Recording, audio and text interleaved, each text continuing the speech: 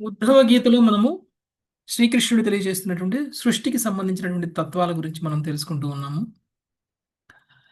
ఉద్ధవుడికి వచ్చినటువంటి సందేహం ఏమిటి అని అంటే ఒక్కొక్కళ్ళు ఒక్కొక్క రకంగా తత్వాలని గణనం చేయడం అనేటువంటి జరుగుతుంది. కొంతమంది 5 తత్వాలని, కొంతమంది 7 తత్వాలని, కొంతమంది 13 తత్వాలని, కొంతమంది 20 తత్వాలని, 17 తత్వాలని, 19 తత్వాలని, 21 తత్వం అని ఎందుకు ఇలా ఒక్కొక్కళ్ళు ఒక్కొక్క రకంగా తత్వాలు చెప్తున్నారు అనేటువంటి విషయాన్ని అడిగారు. అయితే దానికి నేను తెలియచేస్తాను విను అని శ్రీకృష్ణుడు తెలియచేయడం అనేటువంటిది జరిగింది. యాక్చువల్గా ఈ తత్వాలన్నింటినీ సృష్టించిందే శ్రీకృష్ణ భగవానుడు కాబట్టి శ్రీకృష్ణ భగవానుడు ఏం చెప్తే ఆ తత్వాల గురించి అది 100% సత్యమై ఉంటుంది. అయితే ఈయన చెప్పినటువంటి దాని ప్రకారంగా ఎవరు ఎన్ని తత్వాలు ఉన్నాయి అని చెప్పినా కానీ అందులో ఏ లోపము లేదు అనేటువంటి విషయం చెప్పారు. ఎందుకంటే ఏ ఉద్దేశంతో అలా చెప్తారో మనం అర్థం చేసుకోవాలి. రెండవది, ఆ వ్యక్తులకి తను ఎంతవరకు శక్తి ప్రదానం చేశారో అంతవరకే వాళ్ళు తెలుసుకోగలుగుతారు, అంతవరకే వాళ్ళు చెప్పగలుగుతారు. ఎవరు ఏది మాట్లాడినా, ఎవరు ఏది తెలుసుకున్నా అది భగవంతుడు వాళ్ళకి ఇచ్చినటువంటి శక్తి ప్రదానం. మనం నడవగలిగినా భగవంతుడు మనకి శక్తి ఇస్తే నడుస్తాం. మనం మాట్లాడగలిగినా భగవంతుడు శక్తి ఇస్తే మాట్లాడతాం. మనం ఏదైనా పని చేయగలిగినా భగవంతుడు మనకు ఆ పని చేసే శక్తిని ఇస్తేనే చేస్తాం. అలానే ఎవరైనా ఒక తత్వవేత్త 16 తత్వాలు 13 తత్వాలని ఏదో ఒక నెంబర్ చెప్తే వాళ్ళకి అంతవరకే ఇచ్చారు భగవంతుడు అజ్ఞానాన్ని, అందుకని వాళ్ళు అలానే చెప్తారు. అయితే దాన్ని జస్టిఫై చేయడం కోసం శ్రీకృష్ణుడు ఈ తత్వాలలో ఉన్నటువంటి గణనలో ఎందుకు ఇన్ని తేడాలు ఉన్నాయి అనేటువంటి విషయాన్ని చెప్పారు. ఒకటి, ఆత్మ పరమాత్మకి సంబంధించినటువంటి భేదం అనేటువంటిది లేకపోవటం వల్ల ఆత్మని పరమాత్మని ఒకటే తత్వంగా భావిస్తూ కొంతమంది తత్వవేత్తలు ఆత్మని పరమాత్మని ఒకటే తత్వంగా లెక్కిస్తారు. కొంతమంది ఆత్మ పరమాత్మ వేరు వేరు తత్వాలు అని లెక్కిస్తే 2 తత్వాలు అవుతాయి. ఆత్మ పరమాత్మ ఒకటే తత్వం అని లెక్కిస్తే అప్పుడేమవుతుంది? ఒకటే తత్వం. అలానే పంచభూతాలతో తయారు చేయబడినటువంటి ఈ భౌతిక శరీరము లేకపోతే ఈ భౌతిక సృష్టిలో ఉన్నటువంటి ప్రతి భౌతిక పదార్థం కూడా పంచభూతాలతోనే తయారు చేయబడి ఉంది. అంటే మూల ధాతువులు పంచభూతాలు. మనం ఏముంటాము? ఇంద్రియాలు కూడా ఒక తత్వం. పంచభూతాలతో పాటు ఇంద్రియాలు 5 కర్మేంద్రియాలు, 5 జ్ఞానేంద్రియాలు, 5 జ్ఞానేంద్రియార్థాలు, 5 కర్మేంద్రియార్థాలు. ఈ విధంగా ఇంద్రియార్థాలను కూడా లెక్కేస్తూ తత్వాలను గణన చేసేటువంటి తత్వవేత్తలు కూడా ఉన్నారు. కొంతమంది ఏం చేస్తారు? పంచభూతాలతో తయారైనటువంటి ఇంద్రియాలే కదా, మరి అలాంటప్పుడు పంచభూతాలను ఆల్రెడీ లెక్కించాం కదా, ఇక మళ్ళీ ఇంద్రియాలను లెక్కించేదేంటి? నిజానికి ఇంద్రియాలు అనేటువంటిది వివిధ తత్వాల యొక్క కలయిక వల్ల ఏర్పడింది, పంచభూతాల యొక్క కలయిక వల్ల ఏర్పడింది. అలాంటప్పుడు ఇంద్రియాలని సపరేట్గా లెక్కించాల్సిన అవసరం లేదని చెప్పేటువంటి కొంతమంది తత్వవేత్తలు, ఇంద్రియాలతోటి కలిపి లెక్కిస్తే సరిపోతుంది వేరుగా అని చెప్పేటువంటి తత్వవేత్తలు కూడా ఉన్నారు. సో ఈ విధంగా ఒక తత్వవేత్తకి ఇంకొక తత్వవేత్తకి మధ్య ఉన్నటువంటి గణంలో ఉన్నటువంటి తేడా ఇందువలన కలుగుతుంది. ఇంద్రియాలు నిజమే, ఇంద్రియార్థాలు నిజమే, అది నమ్ముతున్నప్పటికీ ఇంద్రియార్థాలు పంచభూతాలతోనే తయారు చేయబడ్డాయి కాబట్టి నేను సపరేట్గా గణన చేయట్లేదు అని చెప్పి 5 తత్వాలు మూలతత్వాలు అని చెప్పినట్లయితే కనుక ఆయన కాన్షియస్నెస్ కరెక్ట్గానే ఉంది, ఆయనకి జ్ఞానం ఉంది, కాకపోతే గణనలో తేడా ఉంది. గణనలో తేడా ఉంటే ఏంటి ప్రాబ్లం? పెద్ద ప్రాబ్లం ఏం లేదు అనేటువంటి విషయాన్ని చెప్పారు. అసలు ముఖ్యమైనటువంటి విషయం మనం తెలుసుకోవాల్సింది ఏమిటంటే తత్వాలు 5 అయినా, తత్వాలు 10 అయినా, తత్వాలు 100 అయినా, 50 అయినా, ఏదైనా ఈ తత్వాలన్నిటికీ కూడా మూలం శ్రీకృష్ణ భగవానుడు అనేటువంటిది తెలుసుకొని ఈ తత్వాలను సృష్టించింది తాను. ఈ తత్వాల కారణంగా మన యొక్క జీవనంలో మనము పవిత్రమవడానికి ఏర్పాటు చేసింది కూడా శ్రీకృష్ణ భగవానుడే అనేటువంటి విషయాన్ని తెలుసుకోగలిగితే ఆ తత్వజ్ఞానం యొక్క సారం మనకు అర్థమైనట్టు. తత్వాలు లెక్క కాదు ఇంపార్టెంట్, ఆ తత్వాలని సృష్టించినటువంటి భగవంతుడికి శరణాగతులు అవడం ఇంపార్టెంట్, ఆ భగవంతుడిని తెలుసుకోగలగడం ఇంపార్టెంట్. అది వదిలేసి తత్వాలు ఎన్ని గణించినా కానీ ఈ భౌతిక విశ్వాన్ని మొత్తం కూడా రీసెర్చ్ చేసి అది ఎక్కడుంది ఇది ఎక్కడుంది అని తెలుసుకున్నా కానీ దానివల్ల మనకి కలిగేటువంటి ప్రయోజనం ఏమీ లేదు. ఇక సూక్ష్మతత్వాల గురించి కూడా చెప్పారు. ఈ సూక్ష్మతత్వాలలో బుద్ధి, అహంకారం, ఉమ్, ఆత్మ, బుద్ధి, అహంకారం, మనసు, బుద్ధి, అహంకారం. ఈ మనసు అనేటువంటిది ఏ విధంగా బంధకారకం అవుతుంది, ఈ ఇంద్రియాలని ఇంద్రియార్థాలని ఎలా కలుపుతుంది అనేటువంటి విషయాన్ని మనము చూసాం. ఇంద్రియాలను ఎలా ప్రేరేపిస్తుంది అనేటువంటి విషయాన్ని కూడా చూసాం. సో ఉదాహరణలతో సహా మనం చూసేసాం. అయితే కృష్ణుడు ఇంకొక మంచి విషయాన్ని మనందరికీ తెలియచేస్తున్నారు. మాయావాదాన్ని ఖండిస్తున్నారు ఇక్కడ. మామూలుగా మాయావాద సిద్ధాంతం ఏం చెప్తుంది? ఆత్మ పరమాత్మ ఒకటే అని చెప్తుంది. అది ఖండించేశారు. రెండవది బ్రహ్మసత్యం జగత్ మిథ్య. ఇది మాయావాదం తెలియచేస్తున్నటువంటి విషయం. కృష్ణుడు దాన్ని ఖండించేశారు. జగత్తు మిథ్య అయితే ఈ జగత్తులోనే మనం ఉన్నాం, మనం కూడా మిథ్య అవ్వాలి. మనము మిథ్య, జగత్తు మిథ్య అయితే మనం చెప్పే మాట కూడా మిథ్య అవ్వాలి. బ్రహ్మసత్యం జగత్ మిథ్య అని చెప్పేటువంటి మాట కూడా మిథ్య అవ్వాలి. కాబట్టి అది సిద్ధాంతం సరైంది కాదు. బ్రహ్మ సత్యమే, జగత్తు కూడా సత్యమే. ఏమిటి తేడా? ఈ జగత్తు వైవిధ్యానికి లోనవుతుంది. ఈ జగత్తులో అనేక మార్పులు వస్తాయి. ఏ విధంగా అయితే మనం పుట్టినప్పటి నుంచి చనిపోయేంత వరకు ఎన్ని రకాల మార్పుల్ని మనం ప్రదర్శిస్తున్నామో అదే విధంగా ఈ భౌతిక సృష్టి కూడా మారుతూ ఉంది. అలా ఈ భౌతిక సృష్టి మారడాన్ని జగత్తు మిథ్య అని అనడం తప్పు.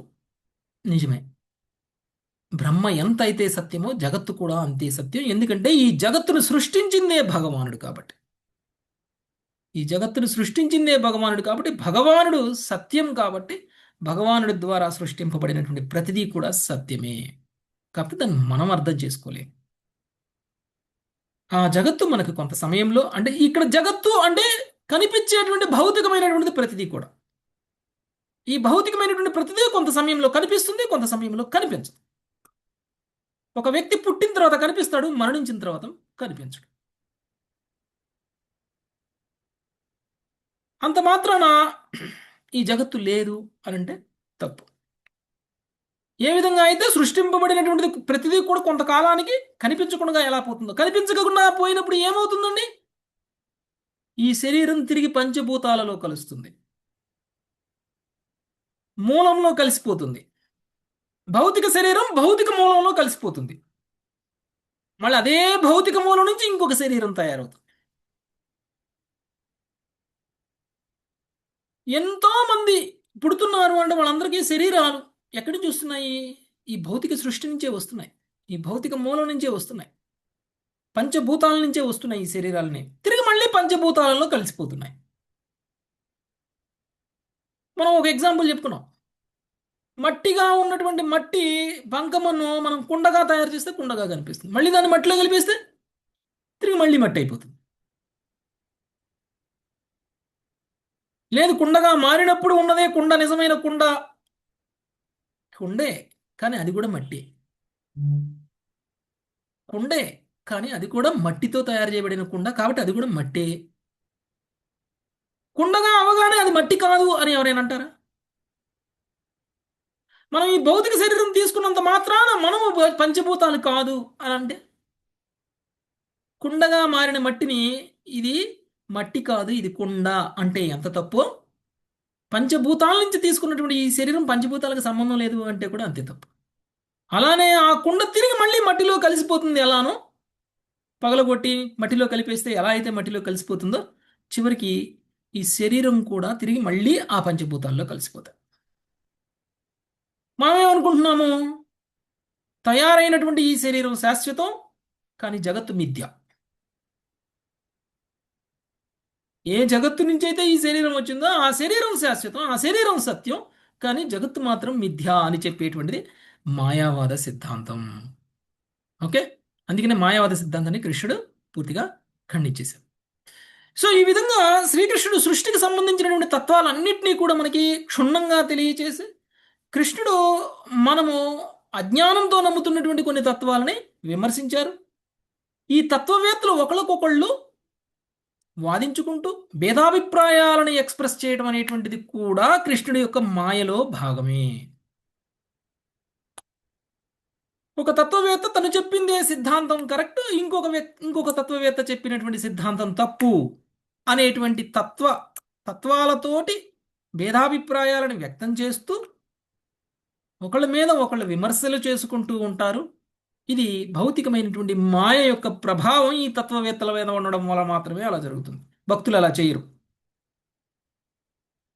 మనం ఉదాహరణ కూడా చెప్పుకున్నాం. ఉం? భక్తులు ఒకవేళ పొరపాటున ఏదైనా ఒక అంకె తప్పు చెప్పినా కానీ అంకె మీద మనం ఫోకస్ చేయం. చెప్పిన విషయం సత్యమా కాదా. అదేంటి ప్రభు మాకు 21 తత్వాలు చెప్పారు, మీరు 22 చెప్తున్నారేంటి అని అనరు. మీరు 21 చెప్పండి, 22 చెప్పండి, నష్టం లేదు.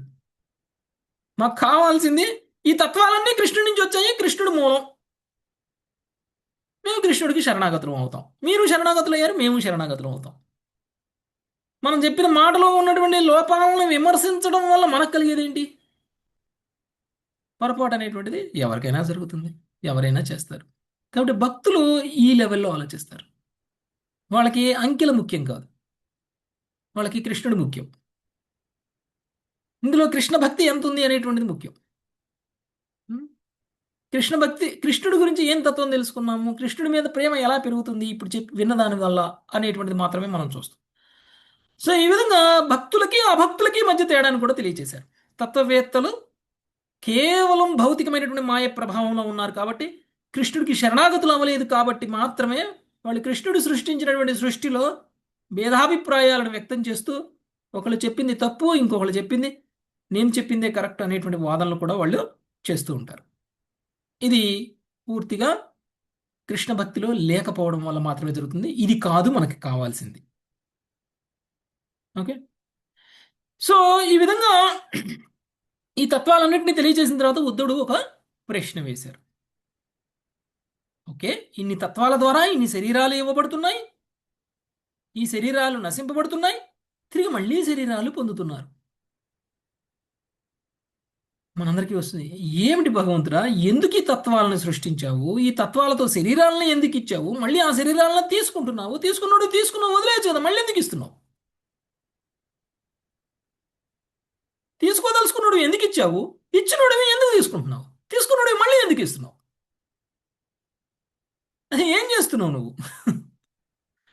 ఎందుకు మాకు ఈ పరిస్థితి, ఎందుకు మాకు ఈ ఈ యొక్క భౌతిక విషయంలో ఇలాంటి అశాశ్వతంగా ఇలా మమ్మల్ని ఊగిసలాడేలా చేస్తున్నావు? ఇది ఉద్ధవుడు అడిగిన ప్రశ్న. ఎంతమందికి లేదండి ఈ ప్రశ్న? అందరికీ ఎందుకు రావటం పోవటం ఇదంతా ఎందుకు మమ్మల్ని కృష్ణుడు ఇంత కష్టపెడుతున్నాడు, ఎందుకు మమ్మల్ని కృష్ణుడు ఇంత కష్టపెడుతున్నాడు, నాకు ఇష్టం లేదు, నాకు ముక్తి కావాలి, నాకు కృష్ణుడు కావాలని చిన్నపిల్లాడి నేల మీద పడి కొట్టుకున్నట్టు కొట్టుకున్నా ఎందుకు కృష్ణుడు రావట్లే మన దగ్గరికి? మనం చేసుకున్నదేగా ప్రభు. ఎందుకు కృష్ణుడు మనల్ని శాశ్వతంగా తన ధామాన్ని తీసుకెళ్ళట్లేదు? శాశ్వతం ఎన్ని వైవిధ్యాలు అయితే ఈ జగత్తులో కృష్ణుడు చెప్పాడో ఆ అన్ని వైవిధ్యాలు, అన్ని మార్పులు ఆధ్యాత్మిక జగత్తులో ఉండవు. ఆధ్యాత్మిక జగత్తులో ఉన్నటువంటి వైవిధ్యాలు వేరు. ఇది పుట్టుతుంది, పెరుగుతుంది, నశిస్తుంది. అలాంటి వైవిధ్యం ఆధ్యాత్మిక జగత్తులో ఉండదు. ప్రతిదీ సత్యం, ప్రతిదీ శాశ్వతం.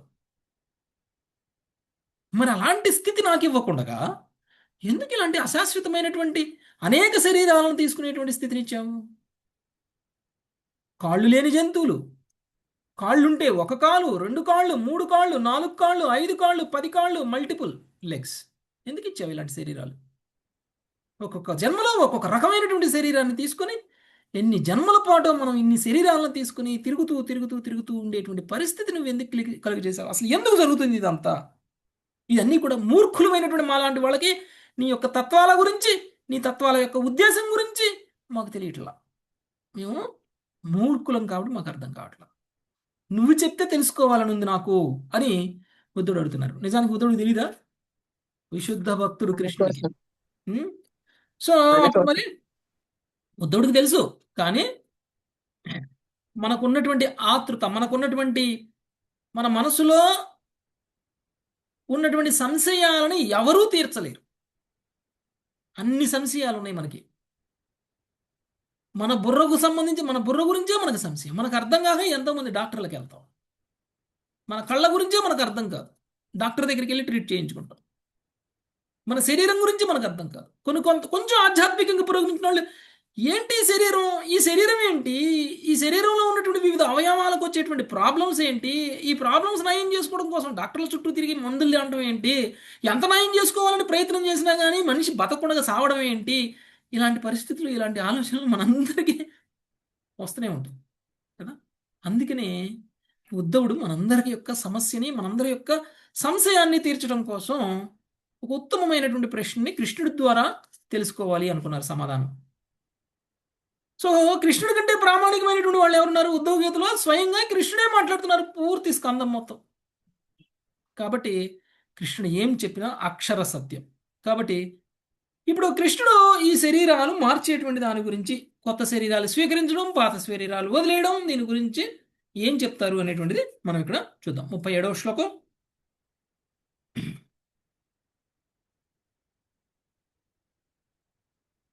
శ్రీవాణి మాతాజీ. శ్రీభగవానువాచ శ్రీభగవానువాచ మనః కర్మమయం నృణాం ఇంద్రియై పంచభిర్యుతం మనః కర్మయం నూనాం ఇంద్రియైః పంచభిర్యుతం లోకాల్లోకం ప్రయాత్యన్యా ఆత్మా తదనువర్తతే. లోకాల్లోకం ప్రయాత్యన్య ఆత్మా తదను వర్తతే. శ్రీకృష్ణ భగవానుడు పలికెను, కర్మఫలముల చేతనే మనుజుల మనస్సు తయారగును. 5 ఇంద్రియములతో కూడి అది ఒక దేహము నుండి వేరొక దేహమునకు ప్రయాణించును. ఆత్మ మనస్సునకు భిన్నమైనప్పటికీ దాన్ని అనుసరించును. హరికృష్ణ ప్రవేశిస్తుంది. సో మనకి భగవద్గీతలో శ్లోకం వస్తుంది, ఒక ఆత్మని ఒక శరీరం నుంచి ఇంకొక శరీరానికి తీసుకుని వెళ్ళేది ఏమిటి? సూక్ష్మ శరీరము, సూక్ష్మ శరీరం. సూక్ష్మ శరీరంలో అతి ముఖ్యమైనది ఏమిటి? మనస్సు. మనసు. బుద్ధి, మనసు తీసుకెళ్తుంది. అదేంటండి, మనసు అసలే కనపడదు కదా, అది ఎలా తీసుకెళ్తుంది అని అనుకుంటాం. గాలి ఏ విధంగా అయితే సుగంధాన్ని, దుర్గంధాన్ని ఒక ప్రదేశం నుంచి ఇంకొక ప్రదేశానికి ఎలా తీసుకెళ్తుందో, అదేవిధంగా ఆత్మని ఒక శరీరం నుంచి ఇంకొక శరీరానికి ఈ సూక్ష్మ శరీరం తీసుకెళ్తుంది. ఈ సూక్ష్మ శరీరం అనేది మనసు, బుద్ధి, అహంకారం. ఓకే. అంటే మనము ఒక శరీరాన్ని వదిలేసాము అని అంటే శరీరాన్ని కోల్పోయాం, కానీ మనసును కోల్పోవట్లా, బుద్ధిని కోల్పోవట్లా, అహంకారాన్ని కోల్పోవట్లా. ఎందుకంటే సూక్ష్మ శరీరమే ఒక చోట నుంచి ఇంకో చోటకి తీసుకెళ్తుంది. ఇక్కడ తీసుకెళ్ళడము అంటే పట్టుకొని తీసుకెళ్ళి అక్కడ వదిలిపెట్టడం కాదు. మనసు ఆత్మని ఫాలో అయిపోద్ది. అంటే మనసు లేనోడికి ఆత్మ ఎక్కడికి ప్రయాణం చేయదా అని అంటారు. మనసు లేకుండా ఎవరికైనా ఉంటుందా? ఉండదు. అంటే ఇప్పుడు మనం ఏదైనా వస్తువునైతే ఒక చోట నుంచి పట్టుకొని ఇంకో చోటికి తీసుకెళ్ళి పెడతాం. ఆత్మను కూడా మనసు ఒక చోట నుంచి పట్టుకొని తీసుకెళ్ళి ఇంకో చోట పెడుతుందా అంటే అట్లా కాదు. ఆత్మని తన కోరికల కారణంగా, తనకున్నటువంటి భావాల కారణంగా, తనకున్నటువంటి ఆలోచనల కారణంగా, మనస్సు ద్వారా సృష్టింపబడినటువంటివే మనకున్నటువంటి అన్ని భావాలు. వీటి కారణంగా ఆత్మ ప్రయాణం చేస్తుంది. ఎక్కడికి పోవాలి అనేటువంటిది మనసు నిర్ణయిస్తుంది. పురంజనుడు చనిపోయిన తర్వాత వైదర్భిగా పుట్టాడు. ఎందుకు వైదర్భిగా పుట్టాడు? మనసు కారణం. రైట్. అదే మనసుని నియంత్రించి మనసును గనక కోరికల రహితంగా గనక మార్చగలిగినట్లయితే జ్ఞానంతో, అప్పుడు పురంజనుడు వైదర్భిగా పోయి ఉండేవాడు కాదు. వైదర్భిగా మరణించిన తర్వాత ఇంకో శరీరం తీసుకున్నాడా? లేదు. ఎందుకు? అక్కడ మనసుకు నియంత్రణ వచ్చింది. అంటే మీరు అంటారు, మనం అనుకోవచ్చు, ఓకే, మనసులో ఉన్నటువంటి ఆలోచనల కారణంగా, మనసులో ఉన్నటువంటి కోరికల కారణంగా ఒక ఆత్మ ఇంకొక శరీరాన్ని తీసుకుంటుంది. ఓకే, మరి మనసులో కోరికలన్నీ చచ్చిపోయాయి, అప్పుడు ఆత్మ ఎక్కడికి వెళ్తుంది? పైకి వెళ్ళిపోతుంది. భగవంతుడి యొక్క భూలోకానికి దానం. వెళ్ళిపోతుంది. మనసులో భూలోకానికి కోరికలన్నీ చావకూడదు, ఒక కోరిక మిగలాలి. ఏంటిది? భగవంతుని పొందడం. భగవంతుని ఆ చేరుకోవాలని. కృష్ణుడికి సేవ చేయాలి. ఓకే, ఆ కోరిక మాత్రం మిగలాలి. అది మిగలకుండా భౌతిక కోరికలన్నీ చచ్చిపోయినా కానీ మనం ఏం చేస్తాం? ఇంకొక శరీరం తీసుకోవాల్సిన అవసరం మనకు లేదు, మనసులో కోరిక లేదు కాబట్టి. అప్పుడేమైపోతాం? మనసుకి కోరికలు లేవు కానీ మనసులో కృష్ణుడు కూడా లేడు. అప్పుడు ఏమవుతాం మనం? ఎవరైనా చెప్తారా? పుణ్యంలోకి మధ్యలో స్వర్గలోకాలకు వెళ్తామా ప్రభు? ఎందుకు? దేవతలోకం కోరికలు ఉంటేనే స్వర్గలోకాలకు వెళ్తారు. స్వర్గలోకాల్లో కూడా సుఖాలే. మధ్యలో తిరుగుతూ ఉంటారా అటు ఇటు కాకుండా? ఆహా, ఎక్కడికి పుణ్యం. వెళ్తాం? మళ్ళీ ఏ భూమి కో- మీదకి వస్తాడు ప్రభు. భగవంతుని మళ్ళీ ప్రతిష్ఠించుకుంటాం భూమి ప్రభు. మీదకి వస్తాడా? ఏ కోరిక లేకపోతే భగవంతుడిని మోక్షం ఆ పొందుతా కోరికలన్నీ భగవంతుడి మీదకి మనం అతని ప్రశ్న పెట్టుకుంటాం. వినండి. మనసులో కోరికలు నశించినప్పుడు మనకి ఇంకో శరీరం రాదు. మనసులో ఆలోచనలు నశించినప్పుడు ఇంకో శరీరం రాదు. మనసులో ఇది సాధించాలి అది సాధించాలి అని లేనప్పుడు ఇంకొక శరీరం రాదు. మోక్షం కానీ పొందుతాం. మనసులో కృష్ణుడు కూడా లేడు. కృష్ణుడు పొందాలి అనే కోరిక కూడా లేదు. నిరాకారంలోకి వెళ్తారా ప్రభు? నిరాకారంలోకి వెళ్ళిపోతారు. ఓకే, నిరాకార బ్రహ్మంలోకి వెళ్తారు. నిరాకార బ్రహ్మంలోకి వెళ్ళడము అని అంటే కోరికల రహిత స్థితి. అది కూడా కోరికల రహిత స్థితి, కానీ కృష్ణుడు కోరుకున్న స్థితి కాదు. సాయుధ్య ముక్తిగా ప్రభు. సాయుధ్యం. ఓకే, సో ఇక్కడ అందుకనే మనసు ఆత్మ యొక్క ప్రయాణాన్ని నిర్ణయిస్తుంది, ఎక్కడికి వెళ్ళాలి అనేది. ఓకే, కృష్ణుడు గనక మనసులో గనక ఉన్నట్లయితే కృష్ణుడి లోకానికి వెళ్తుంది. కృష్ణుడు మనసులో లేకపోతే అటు కృష్ణుడు కాదు, ఇటు భౌతికం కాదు. ఎక్కడ? మధ్యలో. ఆ మధ్యలో ఎక్కడ? మధ్య- బ్రహ్మం. నిరాకరణ బ్రహ్మజ్యోతిలో వెళ్ళిపోతాం. అంటే మన అస్తిత్వాన్ని మనం కోల్పోతాం. ఓకే, అస్తిత్వాన్ని కోల్పోతాం. అక్కడ ఉన్నటువంటి మనిషి ఏంటి నేను ఇక్కడికి వచ్చి పడ్డాను, అటు పోట్ల ఇటు పోట్ల మధ్యలో ఉన్నాను అని ఎప్పుడైతే మళ్ళీ ఆ మనసు కనిపిస్తుందో అప్పుడు మళ్ళీ అటు పోవాలా ఇటు పోవాలా అనే నిర్ణయం జరుగుతుంది. ఓకే, అక్కడి నుంచి నిరాకార బ్రహ్మం నుంచి పైకి గోలోకానికైనా వెళ్ళచ్చు, లేదా కిందికైనా రావచ్చు. 99.9% పైకి వెళ్ళరు. నిరాకార బ్రహ్మం నుంచి కిందికి వచ్చి మళ్ళీ ఆ మనసు ద్వారా కృష్ణుడిని ప్రతిష్ఠించుకొని మళ్ళీ కృష్ణ భక్తి చేసి ఇంకొకసారి మళ్ళీ ముందుకెళ్తారు. ఏది? ఒక విధంగా ఒక పులి ముందుకు ఒక దూకడానికంటే ఒక అడుగు వెనక్కి వేస్తుంది చూసారా? ఆ విధంగా వెనక నుంచి పరిగెత్తుకుంటూ వచ్చి ముందుకు దూకుతుంది కదా, అలా నిరాకార బ్రహ్మం నుంచి ఎంత తోసినా భగవంతుడి ధామంలో పడలేము. ఒక 2 అడుగులు వెనక్కేసి మళ్ళీ జంప్ చేయాలి. ఆ వెనక్కి వెండి మళ్ళీ నిరాకార బ్రహ్మం నుంచి మళ్ళీ ఏదో ఒక రూపాన్ని తీసుకుని కిందికి రావాలి. వచ్చి నిజస్థితిని తెలుసుకున్నాం కాబట్టి ఈసారైనా సరే నిరాకార బ్రహ్మంలో ఆగే విధంగా మనం జంప్ చేయకూడదు. ఓకే, ఒక అడుగు వెనక్కి తీసుకుని జంప్ చేస్తే అది దాటి పడాలి కదా. అందుకని ఈసారి భగవంతుడి యొక్క ధామంలో పడాలి. ఓకే, అప్పటికైనా తెలుసుకుంటేనే కదా ప్రభు. తెలుసుకుంటేనే.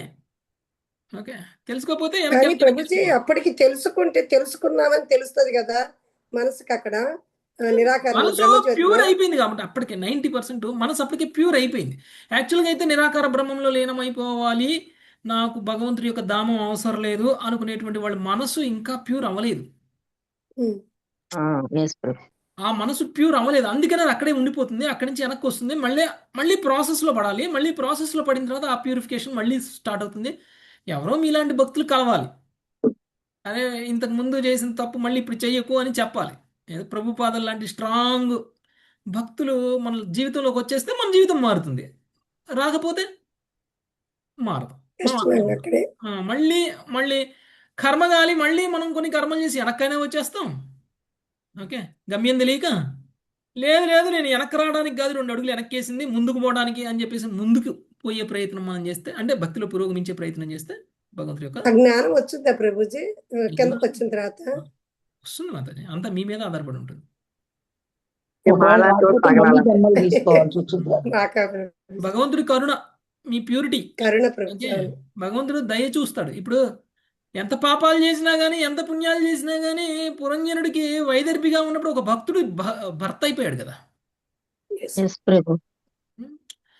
మీరు అందరూ అడగచ్చు, ఎందుకండి పురంజనుడికి అన్ని కామ్యకర్మలు చేశాడు కదా, ఎందుకు నెక్స్ట్ జన్మలోనే ముక్తి వచ్చేలాంటి అవకాశాన్ని ఇచ్చారు భగవంతుడు అని అనుకోవచ్చు.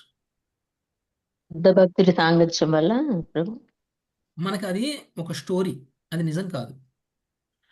పురంజనుడిలాగా మనం బతికితే మనకు దొరకపోవచ్చు అలాంటి భర్త వచ్చే జన్మలో. కానీ ఎందుకు కృష్ణుడు అలా ఇచ్చారంటే, పురంజనుడు ఒక జన్మలో ఎలా ఉంటే ఏం జరిగింది, రెండో జన్మలో ఎలా ఉంటే ఏం జరిగింది అనేటువంటి విషయం మనకు తెలియజేయడం కోసం. ఓకే, Yes, ప్రభు. కామ్యకర్మలు మాత్రమే చేస్తే మళ్ళీ పుడతావు, కామ్యకర్మలు చేయకుండా ఒక వైష్ణవుడికి సేవ చేస్తే భగవంతుడు ధామానికి వెళ్తావు అని చెప్పడం కోసం రెండు కథలు చెప్పారు. అంతేగాని ఆ ఒక్క జన్మలో రాదు. ఆ, అంటే పురంజనుడు ఏదో పుణ్యాలు చేశాడు, గొప్పోడు అయ్యాడు, ఇదివరకు భక్తులు ఏమైనా చేశాడు, భక్తి ఏమైనా చేశాడా, అందుకనే భక్తుడైన భర్త దొరికాడా అంటే అలా కాదు. ఓకే, మనకి ఆ స్టోరీ ఎందుకు చెప్పారు అని అంటే, ప్రాచీన బర్హికి నువ్వు ఇలా ఉంటే ఇలా అవుతావు, ఇలా ఉంటే ఇలా అవుతావు. ఓకే, పురంజనుడిలా ఉంటే మళ్ళీ ఆడదానిగాను మగవాడిగాను జన్మ తీసుకుంటావు, అదే వైదర్భిలా ఉంటే ముక్తి పొందుతావు, ఇది చెప్పడం కోసం. ఓకే, అందుకనే ఓకే, దాన్ని లాజిక్తో ఆలోచించకూడదు. ఓకే, సో అది ఓకే. మనసు ఆధ్యాత్మికం కానప్పటికీ, మనసు భౌతికమే అయినప్పటికీ, ఈ మనసు కారణంగా ఆత్మ శరీరాలు మారుస్తుంది. ఇది మనం ఇక్కడ తెలుసుకున్నటువంటి విషయం. సో మనసుని ఆధ్యాత్మికంగా మార్చినప్పుడు ఆత్మ ఆధ్యాత్మిక లోకానికి వెళ్తుంది. ఓకే, అంటే అప్పుడు కూడా మనసు ప్రయాణం చేస్తుందా? ఎస్, Yes, ప్రయాణం చేస్తుంది. Yes. ఆధ్యాత్మిక లోకానికి వెళ్ళేటువంటి మనసుకి భౌతికమైనటువంటి కల్మషాలు ఉండవు, శుద్ధమైనటువంటి మనసు, ఆత్మని ఫాలో అవడమే మనసు పని. ఓకే, అది చేస్తుంది. నెక్స్ట్ 38 లక్ష్మీ. ప్రభుజీ, అంటే ఆ శరీరాన్ని తీసుకునేది మనసేనా ప్రభుజీ? మనసు వలన, వాళ్ళ మనసులో ఉన్నటువంటి భావాల వలన. వలన భావం ఎక్కడ ఉంటుంది చెప్పండి? మనసులో శరీరము మనసులో ఈ భావాలు ఉంటాయి. మనసులో ఉంటుంది. ఓకే, కృష్ణుడు ఏం చెప్పాడు? నీ భావానికి అనుగుణంగా నీకు శరీరం వస్తుంది అని చెప్పారు. మరణించేటప్పుడు నువ్వు ఏ భావంలో మరణిస్తావో ఆ భావానికి అనుగుణమైనటువంటి శరీరం వస్తుంది అని చెప్పారు. చెప్పారా? అంటే ఎవరు తీసుకొస్తారు నీకు వేరే శరీరం? మనసే. మనసు. ఓకే ఇప్పుడు అర్థమైందా మాతాజీ? ఓకే ప్రభుజీ. నెక్స్ట్ 38వ శ్లోకం, లక్ష్మీ రూపం మాతాజీ. సరే ప్రభుజీ. ధ్యాయన్ మనోను విషయాన్ దృష్టాన్ వానుసృతానథాం ధ్యాయాన్ మనోన్ విషయాన్ దృష్టాన్ వానుసృతానధ ఉద్యసీధత్కర్మతంత్రం స్మృతిస్తదనుశామ్యతి. ఉద్య శ్రీ సీదత్ కర్మతంత్రం స్మృతిస్తథను శ్యామ్యతి. కర్మఫలబద్ధమైన మనస్సు ఈ జగత్తులో కననివి, వేదాలు ద్వారా విననివి అయిన ఇంద్రియార్థాలనే సర్వదా ధ్యానించును. తత్ఫలితంగా మనసు ఇంద్రియార్థాలతో పాటు ఉనికిలోనికి వచ్చి వాటితో పాటు నశించును. ఆ విధముగా భూత భవిష్యత్తు భేదాలను గుర్తించగలిగి గలిగేడి శక్తి దానికి నశించును. భాష్యము. సూక్ష్మదేహము అనగా మనసు ఒక దేహముతో సంబంధము విడిచి వేరొక దేహములోనికి ఎట్లు ప్రవేశించునని ఎవరేని అడగవచ్చును. భౌతిక దేహములోనికి అట్టి ప్రవేశ నిష్కర్మణలే బద్ధజీవులచే జన్మ మృత్యువులని పిలవబడును. ఈ ప్రపంచము యొక్క దృశ్యమాన వస్తువులను, సుందరమైనవి వనితలను, రమ్యమైన భవంతులు మున్నగునవి ధ్యానించుటకు మనుజుడు తన ప్రస్తుతేంద్రియములను వాడుచుండును. అట్లే వేద వర్ణితమగు స్వర్గలోకమును గురించి పగటి కలలు కనుచుండును. మరణము పిదప మనస్సు ప్రస్తుతానుభవ వస్తువుల నుండి బయటకు వచ్చి కొత్త ఇంద్రియార్థములను అనుభవించుటకు వేరొక దేహము ప్రవేశించును. మనసు కొత్త వాతావరణమును తెలుసుకొనినప్పుడు పూర్వ స్వభావము మరచునట్లుగా కొత్త మనసు తయారగునట్లును కనపడును. కానీ వాస్తవమునకు అదే మనసు భిన్న రీతిలో అనుభవమును పొందుచుండును. ఈ జగత్తునందలి వస్తువులు ప్రత్యక్షానుభూతి సంక్షిప్త కల్పనలను కూడినట్టి భౌతికానుభవ నిరంతర ప్రవాహముచే బద్ధజీవుడు ఉద్విగ్నుడై ఉండును. దానిచే అతడు భగవంతునితో గల తన సంబంధము గురించి శృతిని కోల్పోవును. ఈ జగత్తులో తదాత్మము చెందినంతనే జీవుడు తన సత్య రూపమును మరచి మాయా రచితమగు అహంకారమును వశీభూతుడగును. హరే కృష్ణ ప్రభుజీ. ధన్యవాదాలు. సత్య రూపం కాదు, నిత్య రూపం, నిత్య సారీ ప్రభుజీ, నిత్య స్వరూపం. నిత్య స్వరూపం. ఓకే. సో ఇందాక మొదటి శ్లోకంలో కృష్ణుడు ఏం చెప్పారు? ఆత్మ మనసు ఈ రెండు భిన్నమైనటువంటివి అయినప్పటికీ ఈ మనసు కారణంగా ఆత్మ శరీరాలు తీసుకుంటుంది. ఎక్కడికి ప్రయాణం చేయాలనగానే మనసు నిర్ణయిస్తుంది. అంటే మనసు ఫాలో అయిపోతుంది ఆత్మని. సో దానికి ఇంకా డీటెయిల్డ్గా ఇక్కడికి వెళ్తున్నారు. ఎందుకు, ఎలా అనేటువంటి విషయాన్ని ఇక్కడ చెప్తున్నారు. ఓకే. ఎందుకు, ఎలా అంటే మనసు ఎప్పుడూ కూడా ఇంద్రియార్థాలని ధ్యానిస్తూ ఉంటుంది. ఈ ఇంద్రియార్థాలు మనకి ఈ జగత్తులో కనిపించేటువంటివి, వేదాలలో చెప్పబడినటువంటివి. ఓకే. ఈ ఇంద్రియార్థాలను సర్వదా ధ్యానించడం వల్ల ఇంద్రియాలని ఆ ఇంద్రియార్థాల వైపుకి తిప్పుతుంది. మనసులో గనక మీరు ధ్యానం చెయ్యకపోతే మీకు ఇంద్రియార్థాన్ని అనుభవించాలి అని ఇంద్రియాలకు అనిపించదు. మీకు మామిడికాయ గురించి చెప్పాను అనుకో, మామిడికాయ రుచి గుర్తొస్తుంది. మీకు చింతకాయ గురించి చెప్పాను అనుకోండి, చింతకాయ రుచి గుర్తొస్తుంది. ఎట్లా? చింతకాయ తినకుండానే రుచి ఎలా గుర్తొస్తుంది మీకు? అదే ఇంద్రియార్థాలు అవి అట్లా ఆల్రెడీ దాని టేస్ట్ తెలుసు కాబట్టి ఆల్రెడీ టేస్ట్ మనసులో కూడా మీరు చూసున్నాం కదా. ఒక్కసారి తినున్నారు కాబట్టి మనసులో ఆ ఇంప్రెషన్ ఉంది. అవును మనసులో ప్రభు. ఆ ఇంప్రెషన్ ఉంది. ఎప్పుడో మీరు చిన్నప్పుడు తిన్నాక ఆ ఇంప్రెషన్ మనసులో ఉంటుంది. ఆవకాయ కారం ఇంప్రెషన్ ఉండిపోతుంది. దాని టేస్ట్ మీరు మధ్యలో చెత్త ఆవకాయ కారం తిన్నా కానీ, ఏది హోటళ్లలో పెట్టేది తిన్నా కానీ, మన ఇంట్లో చేసిన ఆవకాయ కారం రుచి మర్చిపోతామా మనం? గుర్తుకు మర్చిపోం అన్ని గుర్తుంటాయి ప్రభుజీ. మర్చిపో. అప్పుడు తిన్న దాని టేస్ట్, ఇప్పుడు తిన్న దాని ఆ. టేస్ట్ కూడా తెలుస్తాయి. అబ్బే, ఇది బాగాలేదనిపిస్తుంది. నాకు ఆ ఆవకాయ కారం కావాలి, ఆ ఆవకాయ కారం కావాలి, ఆ ఆవకాయ కారం కావాలి, ఆ ఆవకాయ కారం కావాలని మనసు అదే చెప్తుంటది మీకు. అరే ఆవకాయ ప్రభు, కారం yes, ప్రభు. తిందామని అనిపిస్తుంది, ఆవకాయ కారం తినాలనిపిస్తుంది. ఆవకాయ కారం ధ్యానంలో పడిపోద్ది మనసు. అప్పుడు ఏం చేస్తారు? మీ ఇంద్రియార్థాలకి చెప్తాయి.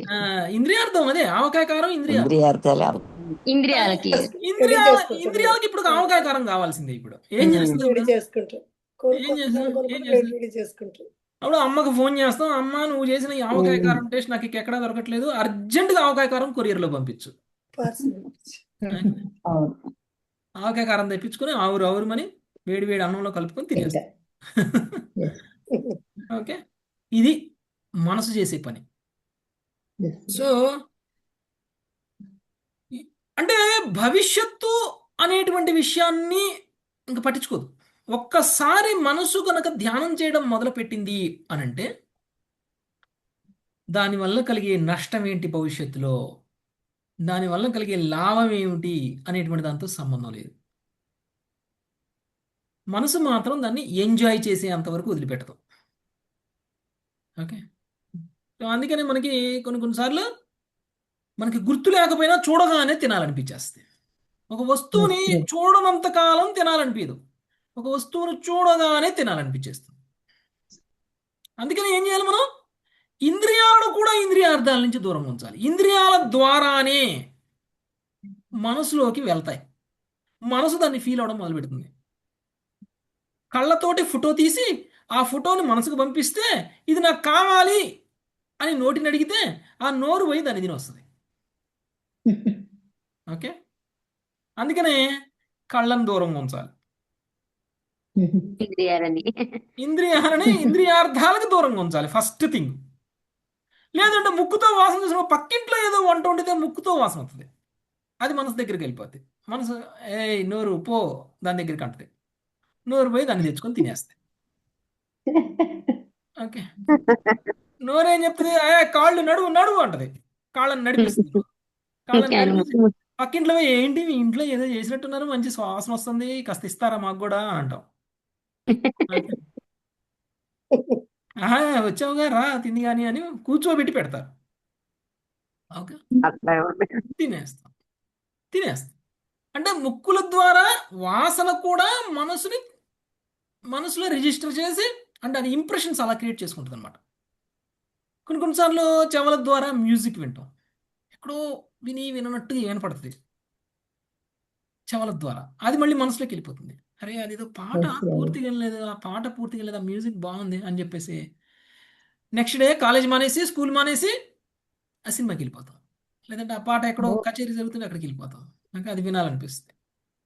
సో ఈ విధంగా మనసు ద్వారా ఇంద్రియాలు ప్రేరేపితమై ఎంజాయ్ చేయడం ఒకటైతే, ఇంద్రియాల ద్వారా మనసుని ప్రేరేపించి ఆ మనసు ద్వారా మళ్ళీ తిరిగి ఇంద్రియాలను ఉపయోగించి దాన్ని ఎంజాయ్ చేసేలా చేయడం, ఇంద్రియార్థాలని ఎంజాయ్ చేసేలా చేయడం.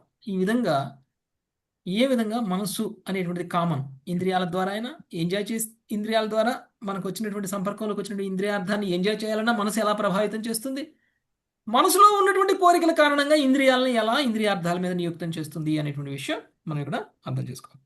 సో అనేక రకాలుగా మనము ఈ విధంగా మనసు మనల్ని ఈ భౌతికమైనటువంటి విషయాల పట్ల నియుక్తం చేస్తుంది. మన యొక్క నిత్య స్వరూపం ఏంటిది? మన యొక్క నిత్య స్వరూపం భగవద్దాసులు భగవద్దాసులం, Bhagavad ఆత్మస్వరూపులం, భగవంతుడి యొక్క దాసులం. ఇది మర్చిపోయేలా చేస్తుంది. ఇది మర్చిపోయేలా చేస్తుంది. భవిష్యత్తు మర్చిపోయేలా చేయడం అంటే ఏంటండి? తిన్న ఆవకాయ కారం వల్ల నాకు వేడి చేస్తుందా, వేడి చేయదా, ఇది కాదు అక్కడ భవిష్యత్తు మర్చిపోవడం అంటే. ఓకే, ఇక్కడ భవిష్యత్తు మర్చిపోవడం అంటే, అరే ఈ ఆత్మ వచ్చింది ఈ శరీరంలోకి ఇంద్రియార్థాల ద్వారా ఎంజాయ్ చేయడం కోసం కాదు, ఈ శరీరాన్ని ఉపయోగించుకుని భగవంతుడి ధామానికి వెళ్ళాలి, భగవంతుడికి ధామానికి వెళ్ళేటువంటి భవిష్యత్ ప్లాన్ మర్చిపోతుంది. మర్చిపోయి ఏం చేస్తుంది? మనల్ని దేహాత్మ భావంలోనే ఉంచుతుంది. ఇంద్రియార్థాలకి ఇంద్రియాలకి మధ్య కాంటాక్ట్ అలానే ఉండేలా చేస్తుంది మనసు. ఓకే, నెక్స్ట్ 39వ శ్లోకం. సునీత కంఠం నేను మాత విషయాభినివేశేన ఆత్మానం యత్ స్మరేత్ పునః విషయాభినివేశేనాత్మానం యత్ స్మరేత్ పునః జంతోర్త్వైకస్య చిద్ధేతోర్మృత్యురత్యంత విస్మృతిః జంతోర్వైకస్య చిత్తేతోర్మృత్యురత్యంత విస్మృతిః. భావము జీవుడు ప్రస్తుత దేహము నుండి స్వకర్మ రచితమగు వేరొక దేహములోనికి వెడలినప్పుడు నూతన దేహములోని సుఖదుఖ భావనలలో మునిగిన వాడై పూర్వ దేహానుభవమును పూర్తిగా మరచును. ఏదో ఒక కారణం చేత కలిగడి పూర్వదేహ విస్మృతియే మృత్యువని పిలువబడును.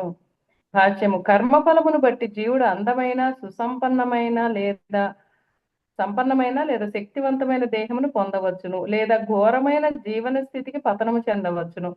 స్వర్గమందు గాని నరకమందు గాని జన్మించిన వాడే జీవుడు కొత్త దేహముతో అహంకార తాదాత్మ్యమును నేర్చుకుని ఆ విధంగా కొత్త దేహపు సుఖము, భయము, ఐశ్వర్యము, దుఃఖములో మునిగిపోవును. అతడు గత దేహము యొక్క అనుభవమును పూర్తిగా మరచిపోవును. ఒక భౌతిక దేహమునకు కేటాయించబడిన కర్మ పూర్తయినంతటా మృత్యువు సంభవించును. ఆ దేహపు కర్మ వాడబడినందుననే అది మనసుపై ఏమాత్రము పనిచేయదు. ఈ రీతిగా జీవుడు పూర్వదేహమును మరచును. క్రొత్త ప్రారబ్ధ కర్మను జీవుడు అనుభవించుటకే ప్రకృతి నూతన దేహమును తయారు చేయును. తత్ఫలితముగా జీవుని సంపూర్ణ చేతనము ప్రస్తుత దేహముతోనే లగ్నము చెంది గత కర్మ ఫలములను పూర్తిగా అనుభవించును. జీవుడు దేహంతో మిథ్యా తాదాత్మ్యము చెంది ఉండును కనుక దేహమృతి ఆత్మమృతిగా అనుభూతమవుచుండును. కానీ వాస్తవమునకు నిత్యముగా ఆత్మ ఎన్నడూను సృష్టి లయములకు గురి కాదు. ఆత్మానుభూతికి చెందిన ఇటు విశ్లేషణాత్మక జ్ఞానము కృష్ణ భక్తి భావన యందు సులభంగా అవగతమగును. థ్యాంక్ యూ ప్రభుత్వ. జీవుడు ప్రస్తుత దేహము నుండి స్వకర్మరచితమగు వేరొక దేహంలోనికి వెళ్ళినప్పుడు నూతన దేహంలోని సుఖదుఖాల భావంలో మునిగిన వాడై పూర్వదేహానుభవమును పూర్తిగా మరచును. ఏదో ఒక కారణము చేత కలిగిడి ఈ పూర్వదేహ విస్మృతియే మృత్యువు అని పిలువబడును. మరణం అంటే ఏంటి? శరీరం మొత్తం కోల్పోవడం. మరణం అంటే మనం ఈ శరీరంలో ఉన్నప్పుడు మనకు ఉన్నటువంటి శరీరాన్ని జ్ఞాపకాలు వదిలేసేయాలి. ఏవైతే ఉంటాయో, మనకు ఉన్నటువంటి విషయాలు ఏవైతే ఉంటాయో, వీటన్నిటిని మర్చిపోయిన స్థితి మరణం. ఉమ్. ఓకే, అంటే ఇప్పుడు నేను ఎవరిని, నా ఇల్లేంటి, నా భార్య ఎవరు, నా కుటుంబం ఎవరు, నా ఊరేంటి, నా పొజిషన్ ఏంటి, నా ఉద్యోగం ఏంటి, నాకు సంబంధించిన మిత్రులు ఎవరు, నాకు సంబంధించిన శత్రువు ఎవరు, నా భవిష్యత్ ప్లాన్లు ఏంటి, నా భౌతికమైనటువంటి ఐశ్వర్యం ఏమిటి, నాకున్నటువంటి గుణాలు ఏంటి, నేను ఏం తప్పులు చేస్తున్నాను, నేను ఏం ఒప్పులు చేస్తున్నాను, ఇవన్నీ నాకు నేను ఈ శరీరంలో ఉన్నంత వరకు గుర్తుంటాయి. ఇవన్నీ గుర్తుపెట్టుకున్నంత వరకు నువ్వు మరణించలేదు అని అర్థం. ఎప్పుడైతే నువ్వు మర్చిపోయావో నువ్వు మరణించావని అర్థం. ఓకే, మరణించావు అని అర్థం. అంటే ఇక్కడ మరణించడము అనంటే ఇంకొక శరీరాన్ని పొందడం. నేను ఉన్నాను, ఈ శరీరంలో ఉన్నప్పుడు నేను ఉన్నాను, ఇంకొక శరీరాన్ని పొందినప్పుడు కూడా నేను ఉన్నాను. కానీ ఈ శరీరంలో ఉన్నప్పుడు విషయాలు ఇంకొక శరీరాన్ని పొందంగానే మర్చిపోతున్నాను. నేను అనేటువంటి దాన్ని ఉన్నాను, నేను ఇప్పుడు ఉన్నాను, అప్పుడు ఉంటాను. కానీ ఇప్పుడు విషయాలు గుర్తుండవు. ఇప్పుడు భవిష్యత్తులో ఆ శరీరం అవుతుంది అనేటువంటి విషయం మనకు తెలియక మనం అనేక కర్మలను రచించుకుంటాం. మనం కర్మలతో రచింపబడినటువంటి శరీరం అంటది. మన కర్మలతో రచింపబడినటువంటి శరీరం భవిష్యత్తులో మనం పొందబోయేటువంటి శరీరం ఇప్పుడు మనం చేస్తున్నటువంటి కర్మల ద్వారా రచింపబడుతుంది. ఎప్పుడైతే ఆ శరీరాన్ని పొందామో ఈ శరీరానికి సంబంధించి మర్చిపోతాం. ఈ శరీరంలో ఉండి ఎన్నో ఎంజాయ్ చేయాలి, ఎన్నో కావాలి అని కోరుకున్నటువంటి మనము అది పొందంగానే ఈ శరీరానికి సంబంధించిన విషయాలన్నీ మర్చిపోతున్నాం. అది పొందగానే ఇది మరణం వల్ల జరుగుతుంది. సో పూర్వదేహం యొక్క విస్మృతియే మరణము. ఓకే, మరణమని పిలవబడు. Okay, next. పొందగానే అంటే ప్రభుజీ అక్కడ దేహం రెడీ అవ్వగానే కదా ప్రభుజీ, అంటే అటువంటి కర్మలతోటి అంతే కదా ప్రభుజీ? రెడీ అయిపోతుంది, మీకేం భయం లేదు. మనం సరిగ్గా కర్మలు తయారు చేసుకుంటే ఇక్కడ శరీరం అంటే ఏదైనా మన కర్మలు ఏ విధంగా భక్తి భావంతో ఇంకోట ఏదైనా కానీ అందరికీ శరీరం తయారవుతుంది మాతాజీ, అందులో డౌటే లేదు.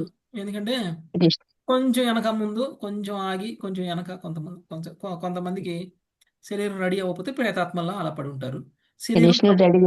శరీరం ఏదో ఒకటి రెడీ అవుతుంది. మనం ప్రేతాత్మలుగా ఉన్నప్పుడు శివుడు వస్తాడు మన దగ్గరికి. అంటే మరి పితృలోకాలకు వెళ్ళరా ప్రభుజీ? పితృలోకాలకు అసలు పోరా వీళ్ళు? మీకు బాగా పూర్వజుల మీద కనుక బాగా కోరుకుంటే పితృలోకాలకు కూడా వెళ్తారు. పితృలోకం అంటే పితృలోకాలకు వెళ్తే మీ పితృదేవతలు అక్కడే ఉండరు. ఓకే, వాళ్ళకి అప్పటికే శరీరాలు వచ్చి అక్కడికో వెళ్ళిపోయి ఉంటారు. కాకపోతే పితృదేవతలను పూజించేటువంటి వాళ్ళు పితృదేవతా లోకాలకు వెళ్తారు. ఓకే, అక్కడ ఏముంటది ప్రభుజీ మరి మామూలుగా? అంటే ఇప్పుడు గోలోకంలో మనం భక్తి చేస్తాము, ఇక్కడేమో ఏమీ ఉండదు. యాక్చువల్గా పితృదేవతల లోకాలు కొంచెం యమలోకానికి, కొంచెం నరకలోకానికి దగ్గరలోనే ఉంటాయి. ఓకే, యమలోకానికి దగ్గర ఉంటుందంట పితృలోకం. ఓకే, సో కొన్నాళ్ళు ఉంటారు మాతాజీ అక్కడ. కొన్నాళ్ళు ఉండి మళ్ళీ శరీరం రాగానే, శరీరం ఇవ్వగానే మళ్ళీ వచ్చేస్తారు. ఓకే, సో వస్తుంది శరీరం. వాళ్ళందరికీ శరీరాలు ఇవ్వడానికి శివుడు సహాయం చేస్తాడు. పితృలోకంలో ఉండగా కూడా శివుడి సహాయం మామూలు సహాయం కాదు ప్రేతాత్మలకి. ఓకే, ఏం చేశాడు ఆ రోజు? అప్పుడు దితి కశ్యపుడి సాయం సంధి వేళల్లో వాళ్ళు సంభోగం చేయడం వలన అప్పుడు మనం చదువుకున్నప్పుడు ఏం చెప్పారు? శివుడు ఈ సమయంలో తిరుగుతూ ఉంటాడు, నీలాంటి వాడు ఎప్పుడు తప్పు చేస్తాడు, నీ గర్భంలో తీసుకొచ్చి ఆ ప్రేతాత్మను పడేయాలని చూస్తుంటాడు. ఓకే, శివుడు ప్రేతాత్మలను పక్కనేసుకుని అందుకే తిరుగుతారు, వాళ్ళని ఉద్ధరించడం కోసం, వాళ్ళకి ఏదో ఒక శరీరం ఇవ్వడం కోసం. ఓకే, చెప్పండి. ఇప్పుడు పితృదేవతలు ఎలా తయారవుతారు? దేవతలు అంటే వాళ్ళు మంచి కర్మలు చేసిన దేవతలు కాదు, మన పూర్వజులు. మన పూర్వజులు. మనం పెద్దవాళ్ళు మనం దేవతలుగా భావిస్తాం కాబట్టి పితృదేవతలు అంటారు. అంతేనా? అంతే, వాళ్ళు దేవతలు కాదు. ఓకే, ప్రేతాత్మలు అంటే సూసైడ్ చేసుకుని వెళ్ళిపోయేవాళ్ళు అనుకోవాలి ప్రభుజీ? సూసైడ్ చేసుకుని వెళ్ళిపోయిన వాళ్ళు 99% ప్రేతాత్మలు అందరూ కూడా సూసైడ్ చేసుకుని వెళ్ళేవాళ్ళు, బలవంతంగా వాళ్ళని వాళ్ళు చంపుకున్నవాళ్ళు. ఎందుకంటే వాళ్ళ కర్మలు పూర్తి అవ్వలేదు, కానీ వాళ్ళకి కావాల్సిన శరీరం ఇంకా రెడీ అవ్వలేదు. బలవంతంగా వాళ్ళ శరీరంలో నుంచి వాళ్ళు ఆత్మ తీసేశారు, కానీ ఇంకా ఆ శరీరం కావాలి వాళ్ళకి. ఆ శరీరం కోసం మళ్ళీ వెనక్కి వస్తూ ఉంటాయి కొత్త శరీరాన్ని. ఆ శరీరం ఉండదు. శివుడు వీళ్ళందరినీ చూసుకుంటాడు. శివుడు ఏం చేస్తాడు? ఏదో ఒక రకం వాళ్ళకి ఆ శరీరాలు ఇచ్చి ఏర్పాటు చేస్తారు. ప్రభుజీ మరి అలాంటప్పుడు మనము పెట్టే ఆర్థికాలు సంవత్సరం పెడతాం కదా, వాళ్ళకి ఆల్రెడీ నాకు శరీరం ఒకవేళ కనుక వచ్చిందనుకోండి. మన పూర్వజులు ప్రేతాత్మలు అయి ఉంటే వాళ్ళకి శరీరాలు రావాలి అనే ఉద్దేశంతో పెడతాం. ఓకే. ఓకే. అదే కనుక ప్రకృతి నియమానుసారంగా వస్తే భగవంతుడు శరీరాన్ని తయారు చేసి ఉంచుతాడు. న్యాచురల్ డెత్ వచ్చిన వాళ్ళకి కంపల్సరీగా శరీరం వస్తుంది. అవును ప్రభుజీ, అప్పుడు వాళ్ళకి మనం పెట్టవసరం లేదు కదా, అయినా కూడా సంవత్సరం పెట్టవసరం లేదు. ఓకే. అవును. న్యాచురల్ డెత్ వచ్చిన వాళ్ళకి పెట్టనవసరం లేదు. న్యాచురల్ డెత్ రాని వాళ్ళకి, భక్తులకి కూడా పెట్టనవసరం లేదు. భక్తులకి అయితే గ్యారంటీగా వస్తుంది. ఓకే. ముక్తి అయినా వస్తుంది, లేకపోతే ఒక భక్తుడి మరి శరీరం న్యాచురల్ డెత్ వచ్చినా కానీ కానీ పెడుతున్నారు పెడతారు కదా కదా ప్రభు, ప్రభుజీ. సంవత్సరం పెడతారు. 2 అంటే మనకు తెలియదు కదా మాతాజీ వచ్చిందో లేదో. ఓకే. అది ఎస్ ప్రభు, అంతే. మీకు తెలిస్తే అవసరం లేదు, మీకు తెలియదు కాబట్టి పెట్టాలి. ఇలాంటివన్నీ కూడా కర్మకాండ సాంప్రదాయాల్లో ఉన్నాయి. Yes yes. వాటిని మనం అందరం కూడా ఫాలో అవడం మంచిది. ఎందుకంటే మనం భక్తులము అనేటువంటి ధీమాతోటి మనం భక్తులమైనా మన తల్లిదండ్రులు భక్తులు కాకపోతే మరి వాళ్ళని ఉద్ధరించే బాధ్యత మనకుంది కదా. ఎస్ ప్రభుజీ. అందుకని 3 అవును ప్రభు. మనం తరాలకు భక్తులం పెడతారు అయిపోయినంత కదా. మాత్రాన మన తల్లిదండ్రులకి మంచి జరిగిపోద్ది, వాళ్ళకి కంపల్సరీగా భగవంతుడు ధామం వెళ్ళిపోతారు, లేకపోతే కంపల్సరీగా వాళ్ళకి వేరే శరీరాలు వచ్చేస్తాయి అని కాదు. మనం భక్తులు ప్రభుజీ అవడం ఒకవేళ వల్ల మనకి కృష్ణుడు ఏం వేరే చెప్తారు, మీరు కనుక భక్తులు అయినట్లయితే మీరు మీ జనరేషన్స్ ను ఉద్ధరిస్తారు అని చెప్తారు. ఉద్ధరించడం అంటే ఎలా ఉద్ధరిస్తారు? మనం భక్తులు అవడం వల్ల మనల్ని చూసి వాళ్ళు కూడా భక్తులకు వస్తారు. పిల్లలు అదే మన ఇంట్లో వాళ్ళు. ఓకే. వాళ్ళు వస్తే వాళ్ళు ఉద్ధరింపబడతారు, రాకపోతే ఉద్ధరింపబడరు. ప్రభుజీ ఒకవేళ శరీరాలు తీసుకున్నారు అనుకోండి ప్రభుజీ, అయినా కూడా మనం పెట్టినా ఏం కాదు కదా. ఏం తీసుకుంటే 3 తరాలకు శరీరాలు పెడుతున్నాం మనం కదా మాతాజీ, తీసుకున్నారు. రాకపోయినా కానీ ఒక్కొక్కరికి అంది. పెట్టినా ఏం కాదు, అందుకనే మనకు తెలియదు కాబట్టి పెడుతున్నాము అని చెప్తున్నాం. అంటే ఆల్రెడీ శరీరాలు వచ్చిన వాళ్ళు కూడా పెడుతున్నాము అనే కదా అర్థం. Yes okay. ఓకే. మనకు తెలియదు కాబట్టి పెడుతున్నాం. వాళ్ళకి శరీరం వచ్చి ఇప్పుడు మనం పెట్టగలిగినంత కాలం పెట్టాలి మాతాజీ. ఎస్. మనం పెట్టడానికి మనకే ఇంకొకటి పెట్టడానికి సిద్ధమైనప్పుడు మనం ఏం పెడతాం? ఒక్కోసారి వాళ్ళు 2వ జన్మ తీసుకున్నప్పుడు ఒక్కోసారి సంవత్సరానికే పోవచ్చు అని కూడా చెప్తున్నారు కదా ప్రభుజీ, ఆయుష్ ప్రభుజీ తక్కువ ఉంటే. ఇప్పుడు మన ప్రభుజీ వయసు మనకే ఇంకొకటి పెట్టాల్సిన పరిస్థితికి వచ్చినప్పుడు మనం పెట్టలేం కదా, అప్పుడు ఎట్లాగో పెట్టలేం, ఇప్పుడు Yes. పెడదాం అని. ఓకే. అంతేగా. ఆ. ప్రభుజీ ఇంకొకటి, ఇప్పుడు మనము కర్మ అది ఇప్పుడు మనం చనిపోయిన వాళ్ళకి అది శ్మశానంలో చేసి వస్తాం కదా ప్రభుజీ. ఆ రోజు నైట్ ఏం చేస్తారంటే అవి వాళ్ళకి ఇష్టం ఉన్నాయన్ని ఒకటి పిండి ఏదైనా ఇలా నీటుగా చేసి దాని మీద వాళ్ళ ఇష్టం ఉన్న అన్ని పెట్టేసి ఇలా ఏదో ఒకటి బుట్ట ఏదో ఒకటి మూత పూసేస్తారు ప్రభుజీ. మరి దానిపైన పాదం పడుతుంది ప్రభుజీ, అదేమనుకోవాలి ప్రభుజీ? దాని మీద పక్షి పాదం పడుతుంది, పాదాలు పడతాయి అక్కడ. వాళ్ళకి ఇష్టం ఉన్న అన్ని అక్కడ అన్ని రౌండ్ గా ఇట్లా పెట్టేస్తాము. అంటే ఇట్లా పిండి ఉంటది కదా ప్రభుజీ, పిండి తోటి రౌండ్ గా చేస్తారు నీట్ గా, అసలు కొంచెం కూడా ఏది లేకుండా, అంటే పేపర్ తోనో దేనితోనో వేసి ఇట్లా కొంచెం కూడా మన హద్దులు లేకుండా చేస్తారు. చేసి అక్కడక్కడ వాళ్ళకి ఇష్టం ఉన్న అన్ని పెట్టేస్తారు. పెట్టేసి దాని మీద మూత అది బుట్ట పెట్టేస్తారు. బుట్ట అలా పెడతారా వేసేస్తే ఏమో మాతాజీ, వదిలేయండి. మీరు చెప్పేయండి, మాకు వద్దు. ఇప్పుడు నేర్చుకోవాలని కూడా అనుకోవట్లేదు, తెలుసుకోవాలని కూడా అనుకోవట్లేదు, దాని మీనింగ్ కూడా తెలుసుకోవాలని కూడా మేము అనుకోవట్లేదు. ఓకే. వదిలేసేయండి అవన్నీ, అది కాదు ఇక్కడ ముఖ్యం. ఓకే. సో ఈ టాపికే మనం డివియేట్ అయిపోతున్నాం. ఓకే. ఇక్కడ విషయం ఏమిటి అని అంటే, ఈ మనసు కారణంగా ఇతర శరీరాలు వస్తున్నాయి. ఓకే. ఈ మనసు కర్మల ద్వారా శరీరాలని తయారు చేసుకుంటుంది. ఓకే. నెక్స్ట్ 40వ శ్లోకం లావణ్యమాత. జన్మత్వాత్మతయా పుంస సర్వభావేన భూరిదాం విషయస్మిం. ఓకే, సారీ, చదవండి. జన్మత్వాత్మతయా పుంసః సర్వభావేన భూరిదా విషయస్వీకృతిం ప్రాహుర్యథా స్వప్నమనోరథః. విషయస్వీకృతిం ప్రాహుర్యథా స్వప్నమనోరథః. పరమ దానశీలుడవగు ఉద్ధవ, కొత్త దేహంతో పూర్ణ తాదాత్మ్యమయే జన్మమని పిలువబడును. స్వప్నానుభవమును లేదా మనోరథమును సత్యమని పూర్తిగా భావించినట్లు జీవుడు నూతన దేహమును స్వీకరించును. భాష్యము. బంధుమిత్రుల దేహముల పట్ల చూసిరి అనురాగమును ఆసక్తిని స్వీయ దేహాత్మ బుద్ధి అతిశయించును. మంజుడు స్వప్నానుభవమును పూర్తిగా అంగీకరించినట్లు జీవుడు దేహమునే ఆత్మ అని పూర్తిగా స్వీకరించునని సర్వభావేన అను పదము ఇచ్చట చూపుచున్నది. కార్యరహితంగా కేవలము ఊహాగానం చేయుట పగటి గల అని పిలువబడును. నిద్రలో కలిగేది మానసిక కల్పనము స్వప్నం అని పిలువబడును.